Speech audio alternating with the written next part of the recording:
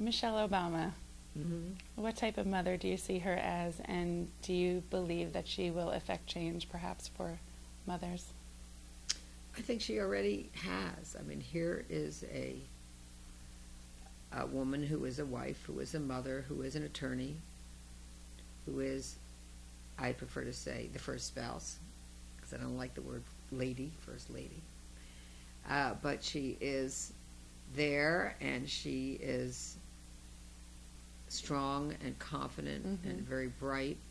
She has a very good sense of humor. She does not mind admitting if she thinks that she's not perfect in some way. And she's very beautiful.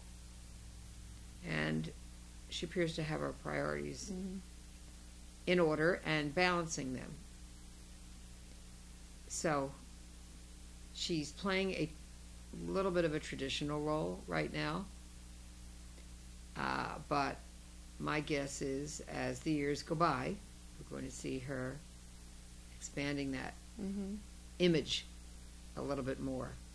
But I think her high popularity rating is based on the fact that she is obviously a loving mother. You can see the chemistry between her and her children.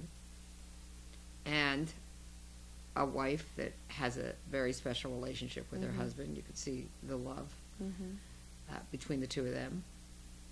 And she also recognizes her sense of duty as the First Lady to go out and be there for military families and for others. And the Lilly Ledbetter Act? And the Lilly Ledbetter Act was great. I actually met Lilly Ledbetter not long ago. We were both being honored at a Ventura County Democratic dinner.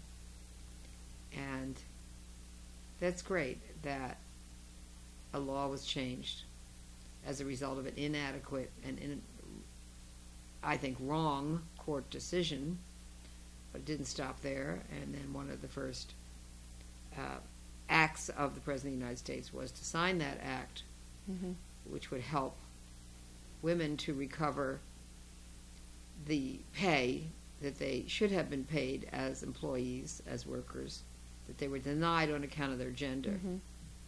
And so that was good. I was glad that the President did that. We highlighted that on our site, certainly as a site for working moms and return-to-work moms. It's something we were very proud Good. that transpired. Yes, good, yes. If Rosa Parks or Susan B. Anthony were alive today, what would you have to say to them, other than perhaps let's have lunch?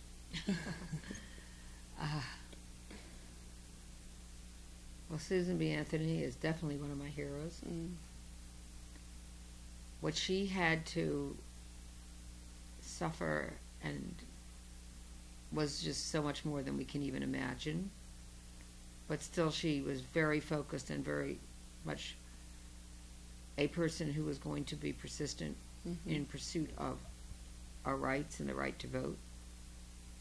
And she was not going to be stopped until she had done anything and everything that was possible. Sounds familiar. Yes, to win the right to vote. Rosa Parks did that very simple act of saying, I'm not sitting in the back of the bus. And that became a metaphor for the entire civil rights movement. I end my book, Fight Back and Win, my 30-year fight against injustice and how you can win your own battles, talking about Rosa Parks and how I believe that people should have not only a Rosa Parks moment, but a Rosa Parks moment every day. To every day think about how can you help others to improve and to win civil rights so that we're not subordinated.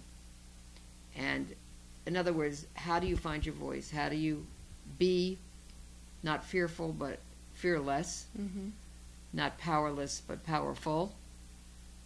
How do you become a warrior for equality?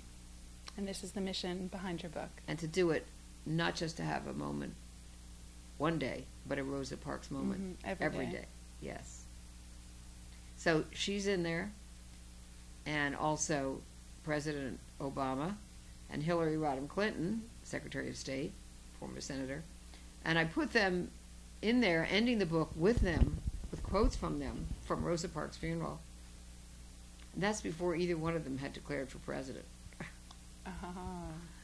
So I think I felt that they had that special magic of wanting to change, working to win change, inspiring others. So all I can say is we all owe a lot to Susan B. Anthony, to Rosa Parks, to Elizabeth Cady Stanton, and we need to pass that on. And we need to make this a better world for our daughters. Yes. And life on earth is relatively short. We don't know how long it is. It's a gift each day. So each day is an opportunity to win change.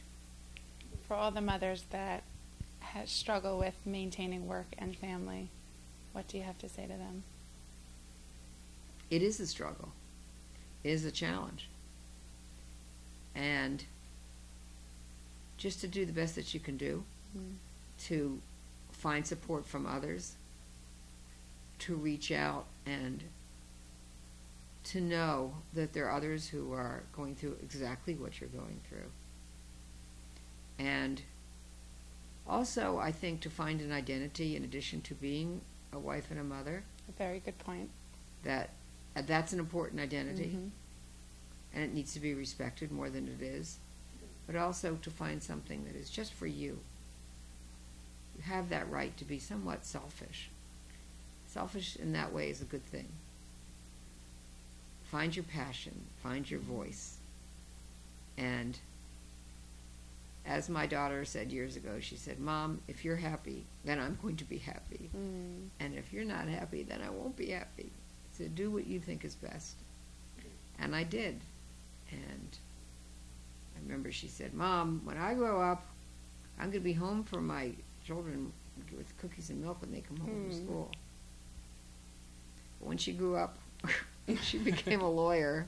And even though some days she couldn't be home with the cookies and milk, she found other ways to be a great mother and a really terrific lawyer. So this is what we're exploring. Every day we find new answers to new questions. But I'm just so proud to be part of the women's movement and proud to know the mothers who are meeting their responsibilities and their challenges every day. Well, we would like to personally thank you for empowering and inspiring women and for helping us to make huge strides where we might not be able to do so on our own. So thank you for that. Thank you. Fight back and win. You got it. Okay. Bye-bye. Find your ideal job, your paradise, a flexibility between family and self. Go to myworkbutterfly.com.